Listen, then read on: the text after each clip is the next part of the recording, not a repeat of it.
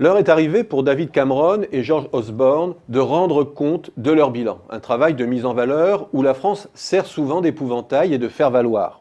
Un procédé que l'exécutif surexploite pour faire contre-feu à la montée des travaillistes. Je ne vais pas ici m'attarder sur l'évidence. Il est incontestable que l'économie britannique est non seulement repartie, mais qu'elle crée des emplois en masse. Elle en a créé 1,6 million depuis le point bas du troisième trimestre 2011, quand il stagnait en France.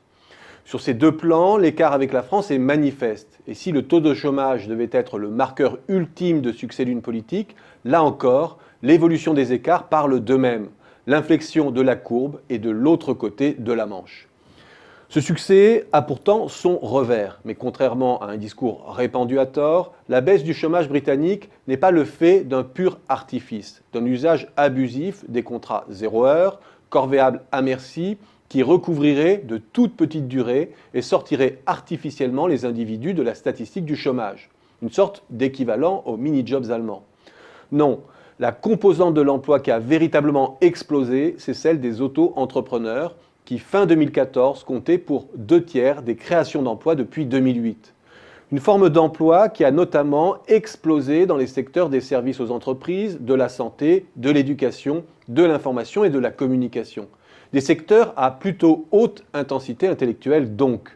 Autrement dit, la crise a étendu le champ de la précarité à des professions jusqu'ici plutôt épargnées, celles des cols blancs, avec des décotes de salaire extrêmement importantes, de plus de 20% par rapport à leur emploi d'origine. Une évolution qui pourrait être interprétée comme une nouvelle preuve de l'extrême flexibilité britannique, mais qui doit aussi être analysée dans une perspective de plus long terme.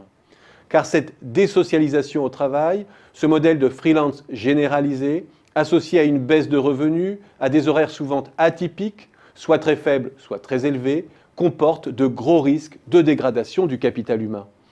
Or, c'est précisément ce à quoi fait écho l'évolution de la productivité britannique depuis 2005. Le Royaume-Uni, qui partait déjà d'un niveau faible par rapport à la France ou à l'Allemagne, a stoppé son mouvement de rattrapage. Elle réussissait en 2013, avec 24% d'heures travaillées de plus que la France, à ne pas produire plus que cette dernière.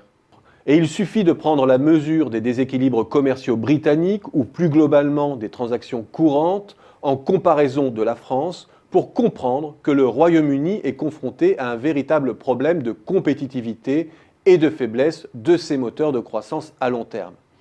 Un problème très largement lié à sa stratégie d'emploi au rabais, qui consume de surcroît son assiette fiscale. Une évolution qui pourrait marquer les limites de sa stratégie de concurrence fiscale aussi, qui voit aujourd'hui bien des problèmes, mais peut à terme buter sur un véritable problème de soutenabilité financière.